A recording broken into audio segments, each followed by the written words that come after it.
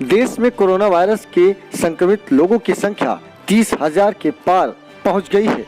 केंद्रीय स्वास्थ्य मंत्रालय की तरफ से जारी आंकड़े के मुताबिक कोरोना महामारी से देश में अब तक 937 लोगों की मौत हो चुकी है, जबकि 29,974 लोग संक्रमित हुए हैं।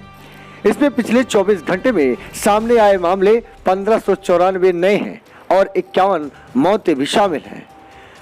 महाराष्ट्र में मुंबई और पुणे के बाद औरंगाबाद जिला कोरोना वायरस का केंद्र बनता जा रहा है। 24 घंटे के भीतर संक्रमितों की संख्या दोगुनी से ज्यादा हो गई है। कोरोना के बढ़ते संक्रमण को लेकर जगह जगह फायर कर्मी सैनिटाइजिंग कर रहे हैं। बाराबंकी के सफेदाबाद गांव में फायर कर्मियों ने आज सैनिटाइजिंग की।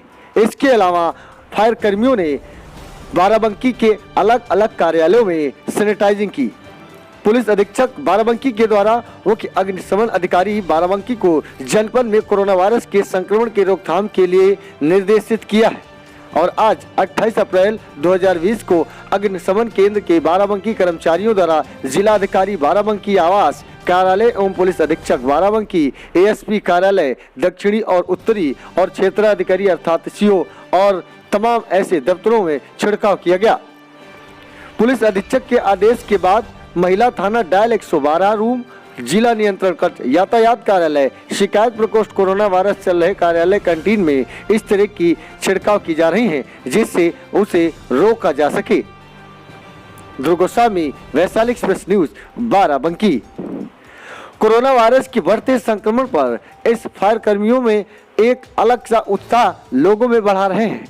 गांव पहुंचे फायर कर्मियों का आज यहां इस तरह से स्वागत हुआ जहां पर ये लोग छिड़काव कर रहे हैं।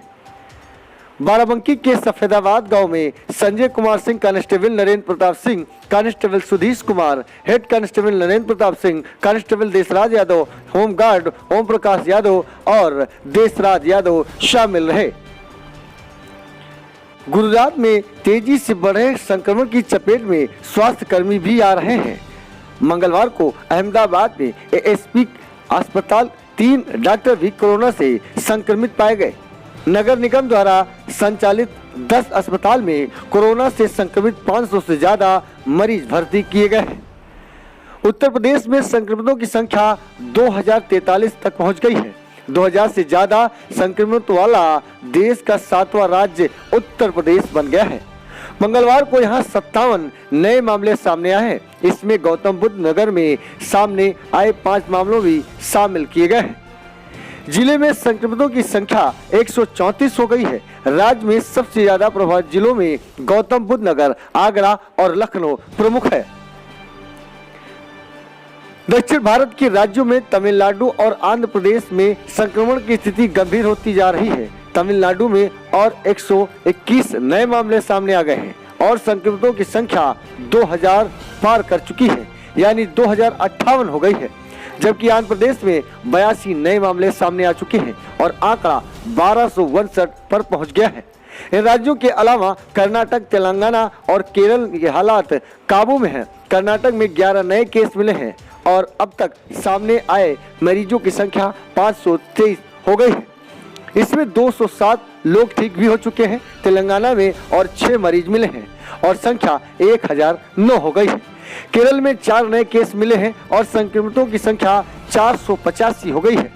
300 से ज्यादा मरीज अब तक ठीक भी हो चुके हैं। आंध्र प्रदेश राजभवन के 4 कर्मचारी भी संक्रमित पाए गए हैं, जिसके बाद राज्यपाल विश्वभूषण हरिनंदन ने कोरोना की जांच कराई थी, जिनको रिपोर्ट निगेटिव आई है। पश्चिम बंगाल में तेजी से नए मामले सामने आ रहे हैं। मंगलवार को 28 मामले सामने आए और संक्रमितों की संख्या यहां 633 तक पहुंच गई। 2 लोगों में मौत की पुष्टि भी हो गई है। जम्मू कश्मीर में 19 नए मामले सामने आए हैं और 1 मरीज की मौत हो चुकी है। राज्य में संक्रमितों की संख्या 565 पहुंच गई है, जबकि अब तक 8 लोगों की जान जा चुकी है। बहुत दिनों बाद लद्दाख में भी 2 नए मामले मिले हैं और संक्रमितों की संख्या 22 हो गई है। आपको बताते हैं कि राज्य स्तर पर जो राज्यवार आंकड़े हैं वो मैं आपको बताता हूं।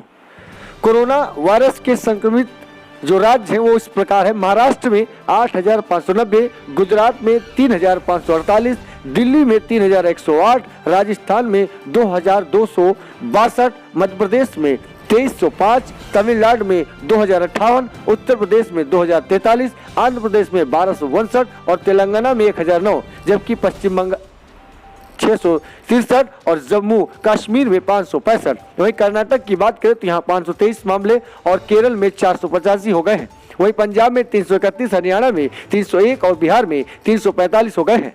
उड़ीसा की बात करें तो यहाँ 111, झारखंड में 104 और उत्तराखंड में 52, जबकि हिमाचल प्रदेश में 41 और छत्तीसगढ़ में 37 और असम में भी 37। वहीं अंडमान निकोबार में 33 और चंडीगढ़ में 27, जबकि लद्दाख में 22। वहीं मेघालय की बात करें तो यहाँ 12, गोवा में 7, पांडुचेरी में 4, मणिपुर में 2 और त्रिपुरा में 2 मामले सामने हैं। वहीं मिजोरम की बात करें तो यहाँ 1 और नागालैंड में 1 नया मामला सामने आया है।